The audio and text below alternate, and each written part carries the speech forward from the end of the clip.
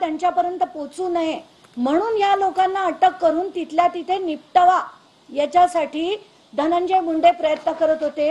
हे जे लेटर आहे पोलीस डिपार्टमेंटनी बालाजी तांदळेला लिहिलेलं लेटर आहे, 15 तारखेचं 15 तारखेपर्यंत म्हणजे पहिल्याच दिवशी 9 तारखेपासून बालाजी तांदळे हे पोलिसांबरोबर फिरायला लागले होते, पण लेटर दिलं गेलं त्यांना 15 तारखेला।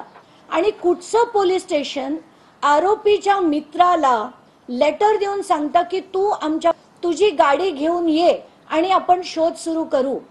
तर याच्यात धनंजय मुंडेंचा दबाव होता, पोलिसांना दबाव होता, या सगळ्या त्यांच्या कार्यकर्त्यांना दबाव होता, म्हणून बालाजी तांदळेंनी स्वतः देशमुख कुटुंबाला सांगितलेली माहिती अशी की आम्हाला पोलिसांनी या आरोपींना शोधलेलं नाही, आम्ही गाड्या फिरवून आमच्या एकांना त्यांनी सांगितलं 60-70 गाड्या, दुसऱ्यांना सांगितलं धनंजय देशमुखला म्हणाले 200 गाड्या फिरवून आम्ही या आरोपींचा शोध घेतला, म्हणजे सगळं प्रकरण त्यांच्यावर शेकलं जावं आणि यांच्यापर्यंत ते सगळं येऊ नये।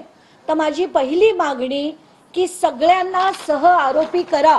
आता चार्जशीट मध्ये अनेक गोष्टी आलेल्या नाहीयेत, त्यात जे जे पोलीस अधिकारी होते ज्यांनी प्रचंड मदत केली त्यांचं कोणाचंही नाव त्या चार्जशीट मध्ये नाही, त्या कोणाचंही स्टेटमेंट देखील चार्जशीट मध्ये नाही। ती पूर्ण 200 लोकांची यादी आहे, त्याच्यात ना राजेश महाजन आहे, ना राजेश पाटील आहे, ना महाजन आहे, ना गीते म्हणून जे एलसीबीचे अधिकारी होते जे सुद्धा त्या खंडणीच्या दिवशी उपस्थित होते, त्या कोणाचीही स्टेटमेंट नाही।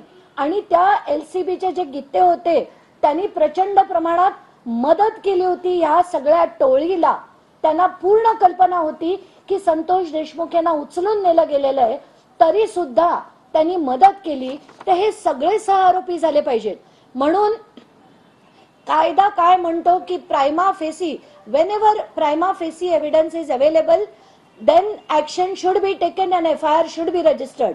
तर माझी मागणी आहे की धनंजय मुंडे, बालाजी तांदळे, शिवलिंग मोराळे, सारंग आंधळे, डॉक्टर वायबसे व त्यांच्या पत्नी, SP Bargal, PSI Rajesh Patil, PI Mahajan, PI Bhagwat Shelar आणि ते जे गीते आहेत जे LCBचे अधिकारी होते ते, अशा 10 जणांना सह आरोपी करा, त्यांची सगळ्यांची स्टेटमेंट्स घ्या।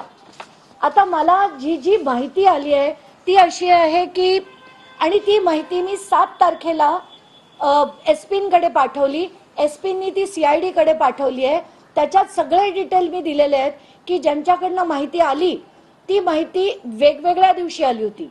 म्हणजे असं नाही की मागच्या वेळेस म्हणाले की बाबा तो अमुक होता, तमुक होता, दारूच्या नशेत होता, हा माणूस दारूच्या नशेत बिलकुल नव्हता। एवढंच नाही तर जेव्हा मी धनंजय देशमुखांच्या साडूभाऊंशी बोलले तेव्हा त्यांनी ही माहिती रिकन्फर्म केली आहे आणि ही सगळी माहिती खरी आहे। बालाजी तांदळेंनी स्वतः त्यांना सांगितलं, ही माहिती मिळाली। अजून एका तिसऱ्या व्यक्तीकडनं असं देखील कळतंय की आता बालाजी तांदळेवर धनंजय मुंडे जे आहेत ते भडकले आणि त्याला म्हणतात की तू जास्त बोलला म्हणून मला त्रास होतोय, असं हे सगळं जे चाललंय हे धनंजय मुंडे सगळं त्यांना कल्पना आहे, सगळं त्यांच्या माहितीत झालेलं आहे, सगळं आवादा कंपनीमध्ये झालेलं आहे। आवादा कंपनीमध्ये सुद्धा आवादाची जी मीटिंग जी सातपुडा बंगल्यात झाली होती त्या मीटिंगला देखील हे सगळे हजर होते, तिथे 2 पोलीस अधिकारी सुद्धा हजर होते। ही सगळी माहिती जी आता येते पण चार्जशीट मध्ये त्याचा उल्लेख नाही।